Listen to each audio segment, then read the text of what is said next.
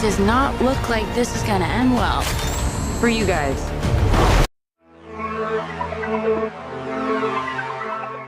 Hey guys, Supergirl is finally out in theaters and I just got back after watching it. And honestly, this wasn't a movie that I was super excited for. I wasn't really following the promotional material or marketing campaign and I went into this movie with pretty low expectation. But there was one thing that genuinely made me curious enough to watch this movie. After what we learned in the Superman movie about Krypton and Superman's biological parents, I was really curious to see Kara's mentality because unlike Clark, Kara was already a teenager when she left Krypton. So I wanted to see whether Kara shared the same Kryptonian mindset or whether those beliefs were specific to Clark's biological parents. And honestly, this was the one aspect of the movie that I was most curious about before watching it. And honestly, I wasn't even planning to watch this movie today, but my entire schedule suddenly got cleared. So I thought, why not? The only problem was that there are no theaters in my city that play Hollywood movies, so I had to travel around 50 kilometers to just watch this film. And unfortunately, there was an accident on the highway, and because of that, I reached the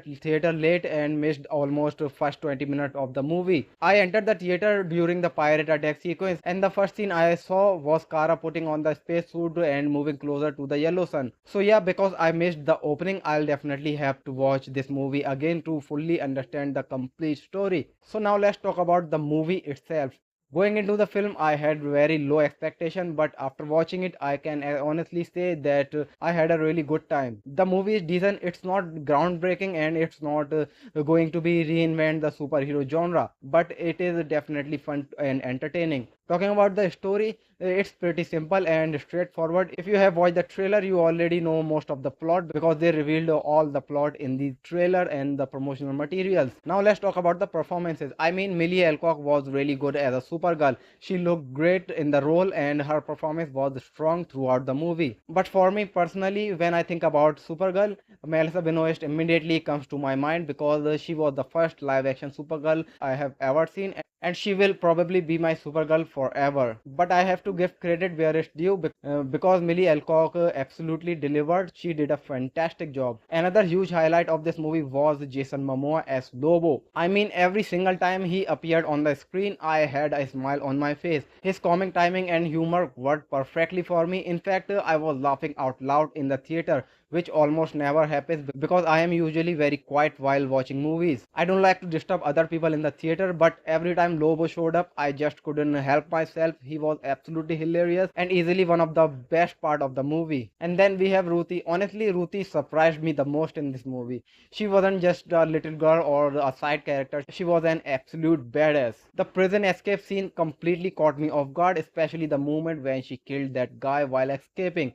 I genuinely did not see that coming, and that scene instantly made Ruthye one of my favorite new DC character, and I really hope we get to see her more in the future projects. One thing I really appreciated about this movie was how they used the yellow sun, green sun and the red sun to make Supergirl vulnerable.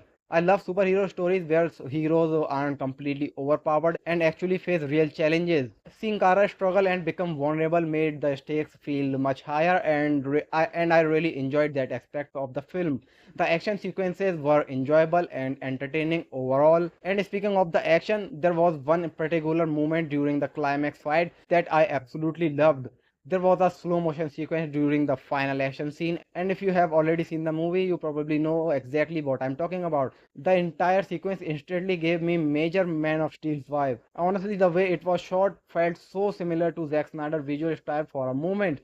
It was almost looked like Zack Snyder himself had directed that sequence. The scale, the use of slow motion, and the overall presentation of that sequence reminded me so much about Man of Steel. And there was a tiny bit sequence in that slow-mo sequence which reminded me a lot about Man of Steel because if you guys have seen the movie, you know what I'm talking about. It was easily one of my favorite moments in the entire film. And if we talk about the BGM, the background score was also really good and added a lot to the overall experience. So overall, what's my verdict about Supergirl? There are two aspects that we have to talk about. If you are planning to watch this movie because you think that this is the part of new DC universe, you will be disappointed because this movie doesn't talk about its universe. This movie is a very standalone movie and doesn't talk about any other character other than Superman.